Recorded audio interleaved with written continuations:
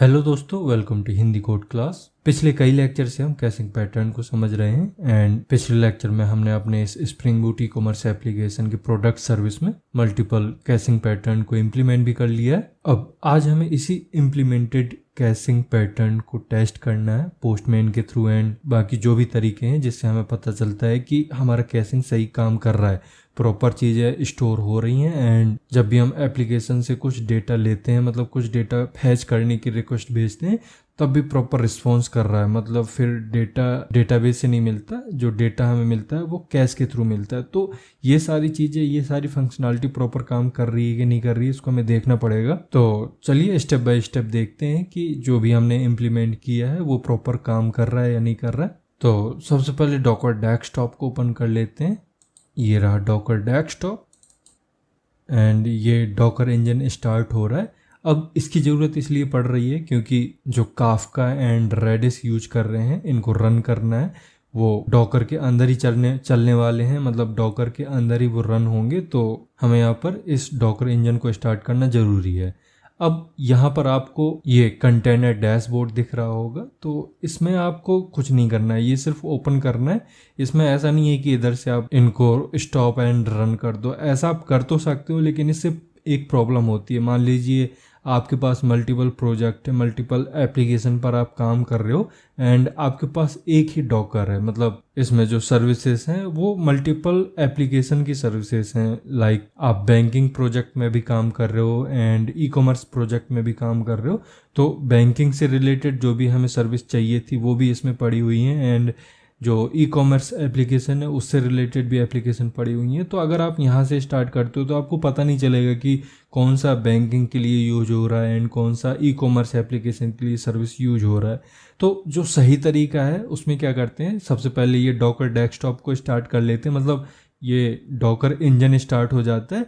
इसके बाद हम अपने एप्लीकेशन के डॉकर कंपोज फाइल के थ्रू जो भी रिक्वायर्ड सर्विसेज होती हैं उनको अप करते हैं। तो आते हैं जहाँ पर अभी आपका एप्लीकेशन स्टोर्ड है, तो मैं जा रहा हूँ डेस्कटॉप में एंड ये रहा ई कॉमर्स वाला प्रोजेक्ट, इसको ओपन करता हूँ एंड यहाँ पर एक फोल्डर है काफका इंफ्रा करके, इसके अंदर आकर आपको यहाँ पर CMD ओपन करना है एंड यहाँ पर आपको कमांड लिखना है Docker compose up and -d। तो इसने 2 सर्विसेज को स्टार्ट किया है। अब वो कौन सी सर्विसेज हैं उसको देखने के लिए आप यहाँ पर लिख सकते हो डॉकर PS एंड ये दोनों सर्विसेज की डिटेल आ गई। इसको अगर आप मैक्सिमाइज करते हो तो आपको पूरा क्लियर दिखेगा यहाँ पर एंड साथ ही इनका आप स्टेटस भी देख पाओगे। ठीक है, अब नेक्स्ट स्टेप आता है जिसमें आप अपने एप्लीकेशन की सर्विसेज को स्टार्ट करोगे। तो आते हैं अपने STS में एंड हमने जो कैश इम्प्लीमेंट किया है वो प्रोडक्ट सर्विस में किया है, लेकिन उसके साथ हमें एक और सर्विस स्टार्ट करनी पड़ेगी, यूरेका। तो इसमें भी राइट क्लिक करके इसको स्टार्ट कर लीजिए, स्प्रिंग बूट ऐप। एंड साथ ही साथ आपको लॉग भी चेक करते जाना है कि सारी चीज़ें सही से हो रही हैं या नहीं हो रही हैं, मतलब जिस भी सर्विस को आप स्टार्ट कर रहे हो वो प्रॉपर हो रहा है स्टार्ट या नहीं हो रहा है। तो ये यूरेका सर्वर स्टार्ट हो रहा है। देन आपको प्रोडक्ट सर्विस को स्टार्ट करना है, बट यहाँ पर कुछ एरर आ रहा है। किस सर्विस में एरर आ रहा है, तो ये पैकेज है, क्या नाम है इसका, कंज्यूमर पैकेज है ये। अच्छा, इसको ओपन करिए एंड इसमें ये जो लिसनर है इसमें कुछ प्रॉब्लम आ रही है एंड इसमें आप देखोगे तो आपको दिख जाएगा कहाँ किस लाइन पे एरर है। तो इधर स्विच स्टेटमेंट में एरर आ रही है। अब स्विच स्टेटमेंट को आप सही से देखोगे तो यहाँ पर आप एक ब्रेसेस लगाना भूल गए हो, तो स्मॉल ब्रेसेस लगाएंगे एंड ये एरर ठीक हो जाएगी। इसको करिए Ctrl+S एंड ये एरर ठीक हो गई। ठीक है, अब आप इस प्रोडक्ट सर्विस को ओपन कर सकते हो, मतलब रन कर सकते हो। तो राइट क्लिक करिए, run as Spring Boot app. ठीक है, अब लॉक चेक करने के लिए आपको पता ही है कि यहाँ से आप लॉक चेक कर सकते हो। अब इसमें कुछ एरर आ गई है, क्या एरर आई है एक बार इसको चेक करते हैं, मतलब इसके लॉक्स चेक करते हैं। तो ये बोल रहा है कि एरर क्रिएटिंग बीन, तो क्या प्रॉब्लम हुई है बीन क्रिएट करने में। इधर आप लास्ट में चलिए। अच्छा, बोल रहा है no property find all with category, ये काम नहीं किया। एंड जो हमने रिपोजिटरी में मेथड बनाया था वो रिजॉल्व नहीं हो पा रहा है। तो कोई प्रॉब्लम नहीं है, हम चलते हैं अपने रिपोजिटरी में एंड यहाँ प्रोडक्ट रिपोजिटरी ओपन करना है। अब इसमें आपको देखना है कि ये किस मेथड की बात कर रहा है। तो सबसे नीचे आएंगे एंड यहाँ पर हमने कुछ मेथड बनाए हुए थे। अच्छा, यही है। एक है ये find all with category and इसके साथ एक और प्रॉब्लम है। यहाँ पर आप देखोगे कि ये जो हमने क्वेरी लगाई है ये क्वेरी भी सही नहीं है, मतलब इसमें भी अभी एरर आती है। अगर हम फिर से स्टार्ट करते हैं इसको तो यहाँ पर कर दीजिए फ्रॉम एंड प्रोडक्ट का जो पी है इसको भी हमें स्मॉल लेटर नहीं कैपिटल लेटर में करना पड़ेगा क्योंकि ये एंटिटी का नाम होता है। एंड दूसरी चीज़, ये जो हमने मेथड लगाया है यहाँ पर फाइंड ऑल विद कैटेगरी, ये ऑटोमेटिक रिजॉल्व नहीं कर पा रहा रिपोजिटरी, मतलब इसके लिए क्वेरी नहीं क्रिएट कर पा रहा। तो हम यहाँ पर कस्टम क्वेरी देंगे एट क्वेरी, इसके अंदर देनी होती है आपको एक्चुअल क्वेरी। तो select P from product P, ठीक है। बस इतनी क्वेरी लगानी थी, इससे ये जो मेथड है ये प्रॉपर काम करेगा। इसको कर दीजिए सेव एंड फिर से स्टार्ट करके देखेंगे। फिर से राइट क्लिक करिए, run as Spring Boot app. अब ये जो लॉग हैं ये यूरेका के हैं, तो यूरेका नहीं चाहिए, हमें चाहिए प्रोडक्ट सर्विस के लॉग। एंड ये प्रोडक्ट सर्विस के लॉग आपको दिख रहे हैं, ठीक है। ये हमारा प्रॉपर स्टार्ट हो गया। अब ये बार बार जो लॉग आ रहे हैं ये क्या है, तो ये आपको याद होगा पिछले लेक्चर में हमने शेड्यूलर लगाया था। तो उस शेड्यूलर की वजह से ये हर थोड़े समय के बाद ऑटोमेटिकली मेथड को हिट करता है एंड ये सारे लॉग जनरेट हो जाते हैं। तो उसी शेड्यूलर की वजह से, मतलब जो हमने रिफ्रेश कैशिंग पैटर्न का यूज किया था उसी की वजह से ये बार बार शेड्यूलर ओपन हो रहे हैं, मतलब बार बार ये लॉग ओपन हो रहे हैं, ठीक है। अब बात करते हैं नेक्स्ट स्टेप की। तो इसमें आपको रेडिस में जो कैश स्टोर हुआ है या रेडिस सर्वर के अंदर कैसे काम चल रहा है ये हमें ऑब्जर्व करना पड़ता है, देखना पड़ता है। तो उसके लिए रेडिस क्लाइंट की ज़रूरत पड़ेगी। तो रेडिस क्लाइंट को ओपन कर लेते हैं, जिसके लिए हमें कमांड प्रॉम्प्ट की ज़रूरत पड़ेगी। मतलब कमांड प्रॉम्प्ट के थ्रू ही CLI का यूज कर सकते हैं, क्योंकि किसी भी एप्लीकेशन का अगर आप CLI यूज कर रहे हो तो उसमें आप कमांड ही दे सकते हो, बाकी उसमें कुछ विजुअल नहीं आते हैं, ठीक है। अब CLI कैसे ओपन होगा, तो देखो जो हमारा रेडिस सर्वर है वो रन हो रहा है डॉकर में। तो डॉकर को बताना पड़ेगा कि जो रेडिस सर्वर है, मतलब रेडिस सर्वर के अंदर जो रेडिस CLI है, रेडिस CLI सॉफ्टवेयर है, उसको ओपन कर दो, ठीक है। तो यहाँ पर लिखेंगे docker exec एंड -it। अब ये IT क्या है, तो अभी मैं एक एक करके सभी चीज़ों को बताऊंगा। अभी इस कमांड को लिख लेते हैं, देन आपको redis लिखना है, देन redis CLI एंड ये आपका redis CLI ओपन हो गया। तो ये कमांड क्या करेगी, redis कंटेनर के अंदर जाकर सीधा redis CLI को ओपन कर देगी, मतलब कमांड लाइन इंटरफेस को ओपन कर देगी, ठीक है। अब इसको ओपन करने से क्या होगा, तो इसके ओपन करने के बाद, मतलब ये ओपन हो गया, अब आप इसमें कुछ भी कमांड दे के, मतलब इसकी कुछ कमांड होती हैं उनका यूज करके आप रेडिस में स्टोर कैश देख सकते हो, मतलब जो की स्टोर हो रही हैं, जो वैल्यू स्टोर हो रही हैं एंड जो इसमें पिंग पोंग होता है, मतलब अगर आप बोलोगे पिंग तो रेडिस बोलेगा पोंग। तो इस तरह का कुछ रिस्पॉन्स देता है ये। इसका मतलब कुछ ऐसा नहीं है कि कुछ टेक्निकल है, बस ये बोलता है कि मैं सही काम कर रहा हूँ, ठीक है। अब ये तो हो गई इस पूरे कमांड की बात, मतलब इस कमांड से क्या हो रहा है वो हो गया। बट अगर मैं एक एक यहाँ वर्ड की बात करूँ, मतलब सबसे पहले डॉकर एग्जीक्यूट हमने लिखा हुआ है, मतलब डॉकर exec। तो ये डॉकर को बताता है कि पहले से चल रहे किसी कंटेनर के अंदर हमें कुछ कमांड हिट करनी है, ठीक है। अब है इस IT का, तो ये जो IT है INT, ये दो चीज़ों से मिलकर बना है, मतलब I का मतलब अलग है यहाँ पर, T का मतलब अलग है। तो I मतलब क्या होता है, इंटरैक्टिव, मतलब इससे क्या होता है, जो ये कंटेनर है इसको कुछ कमांड लेने के लिए उसको ओपन रखता है, जिस वजह से आप उसमें टाइप कर सकते हो, राइट। एंड इसके बाद जो T है, T का मतलब होता है TTY, मतलब ये आपका जो टर्मिनल है, मतलब ये जो स्क्रीन खुली हुई है इसको कनेक्ट करता है जो कंटेनर का टर्मिनल है। मतलब अभी हम रेडिस CLI यूज कर रहे हैं तो जो रेडिस CLI है उसको कनेक्ट करता है हमारे टर्मिनल से। एंड यही वजह है कि हम जब भी कोई कमांड लिखते हैं तो उसका आउटपुट हमें इजीली दिखता है, ठीक। देन रेडिस, तो ये कंटेनर का नाम है। एंड जो रेडिस CLI है, ये इस रेडिस में हम कमांड दे रहे हैं जिसके थ्रू रेडिस का कमांड लाइन टूल ओपन हो जाता है, ठीक है।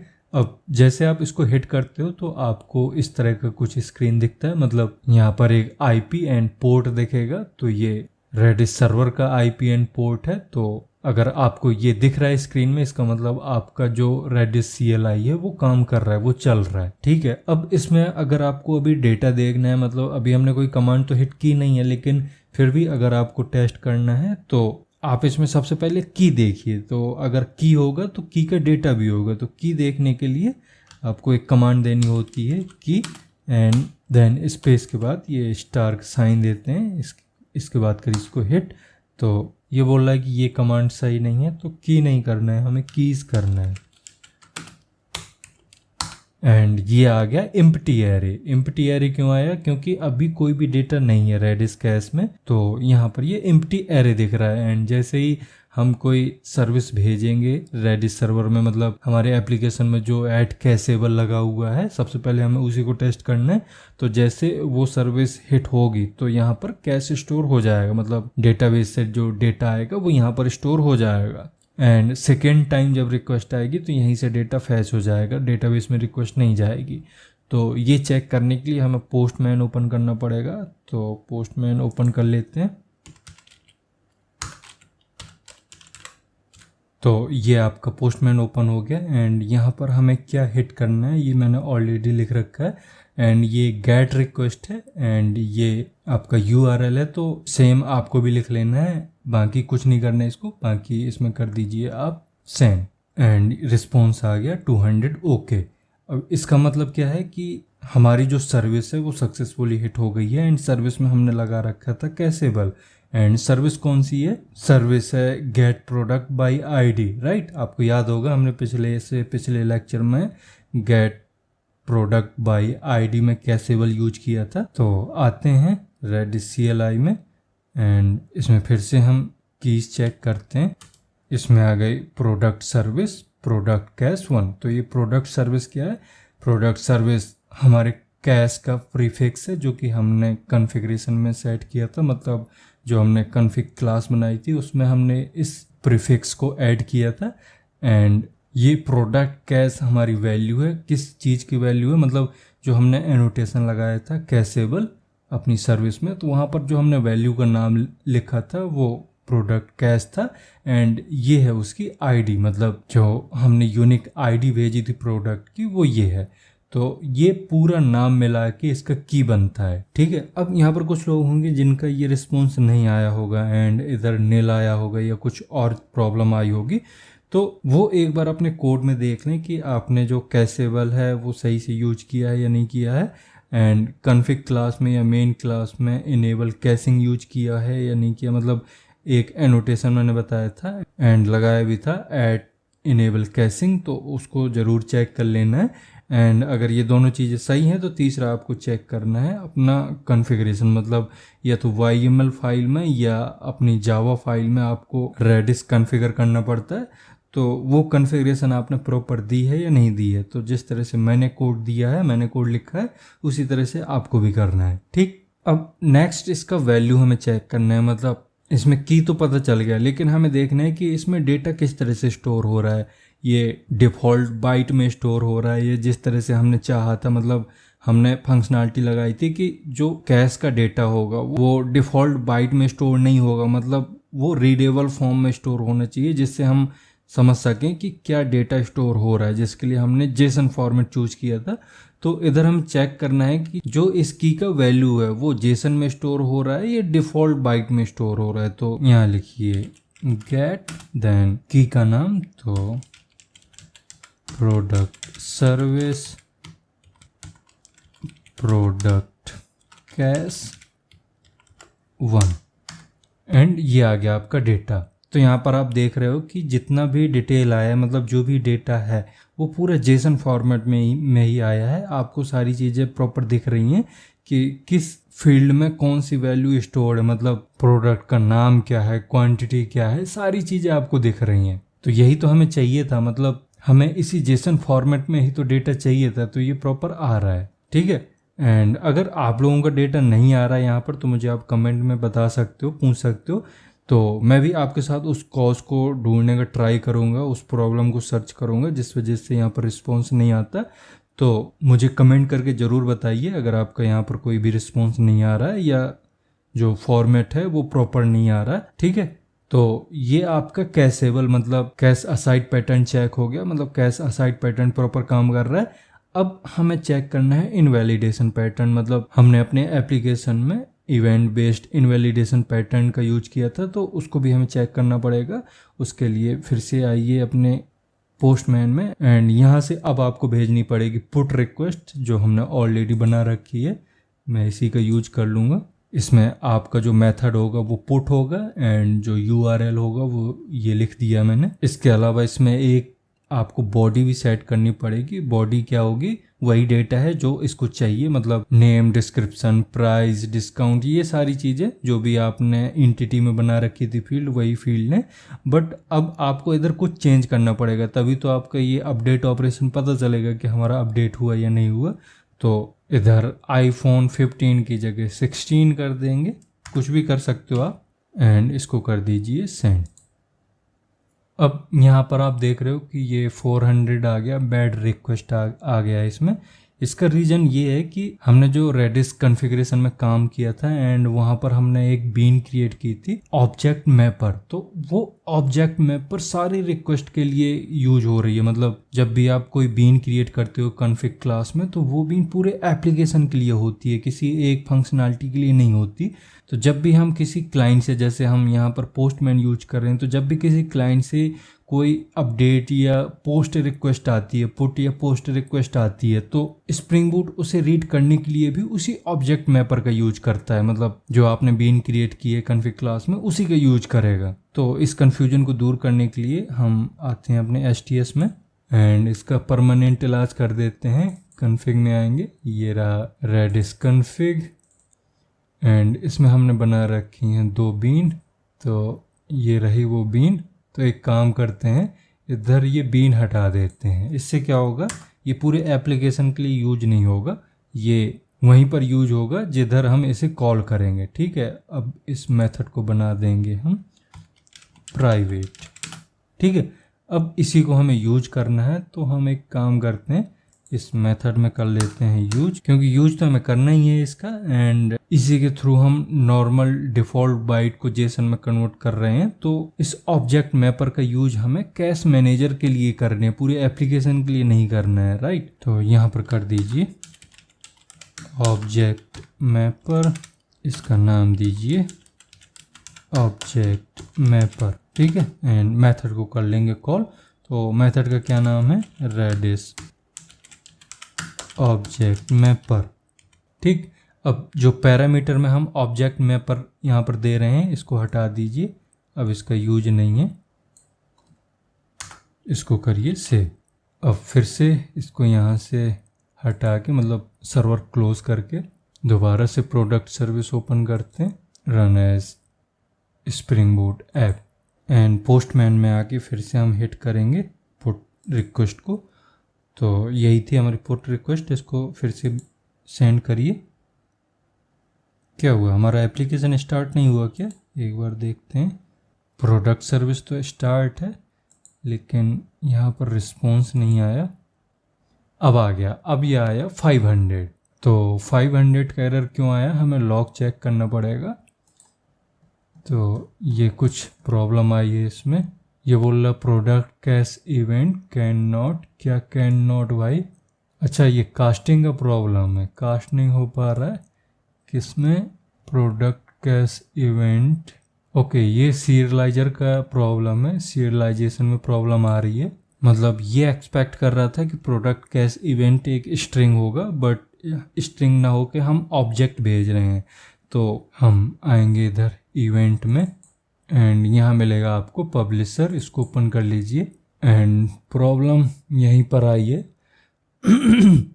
यहाँ पर जो काफका टेम्पलेट है ये स्ट्रिंग एंड ऑब्जेक्ट भेज रहा है, बट सीरियलाइजर मतलब जो काफका प्रोड्यूसर है वो बैकएंड में इसको स्ट्रिंग में कन्वर्ट करने की कोशिश कर रहा है, लेकिन यहाँ पर ऑब्जेक्ट भेजने की वजह से ये स्ट्रिंग में कन्वर्ट नहीं हो पा रहा है। तो हम इसको यहीं से ही स्ट्रिंग में भेज देंगे। ऑब्जेक्ट को हटाइए एंड इसको कर दीजिए स्ट्रिंग। ठीक है, साथ ही हमें ऑब्जेक्ट मैपर की भी ज़रूरत पड़ेगी। तो यहाँ पर एक और फाइनल फील्ड लेते हैं, प्राइवेट फाइनल ऑब्जेक्ट मैपर, इसका नाम दीजिए ऑब्जेक्ट मैपर।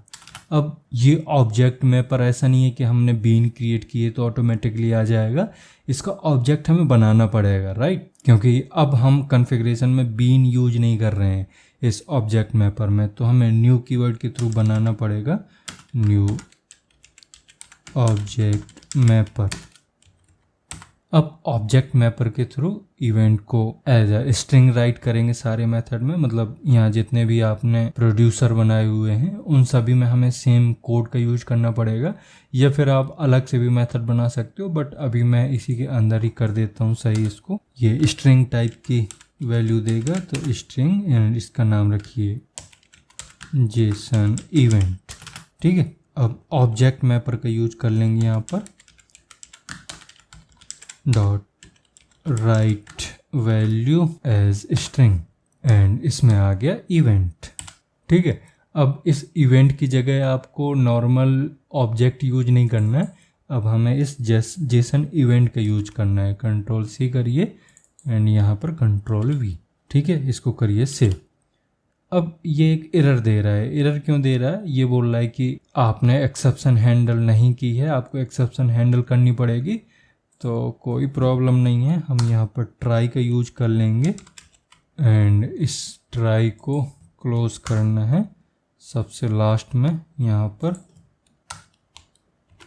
साथ ही आपको कैच यूज करना पड़ेगा ट्राई के साथ एंड यहाँ पर आप कुछ भी दे सकते हो, लॉग लगा सकते हो, प्रिंट स्टेटमेंट लगा सकते हो, कुछ भी लगा सकते हो। ठीक है, इसको करिए सेव। अब सेम आपको हर प्रोड्यूसर में करना पड़ेगा, तो ये लाइन में कर लेता हूँ कॉपी, कंट्रोल सी एंड इधर अपडेट के केस में भी लगाना पड़ेगा। एक्चुअली हम इसी रिक्वेस्ट को हिट भी कर रहे थे, तो यहाँ सबसे ज़रूरी है एंड इधर कर दीजिए जेसन इवेंट। ठीक है, सेम डिलीट के केस में भी होगा जेसन इवेंट एंड सब में ट्राई का भी यूज करना पड़ेगा। तो इधर इसको नीचे करिए एंड ट्राई, देन इसको क्लोज करना पड़ेगा यहाँ पर एंड इसी तरह से आपको ट्राई एंड कैच यहाँ भी लगाना पड़ेगा।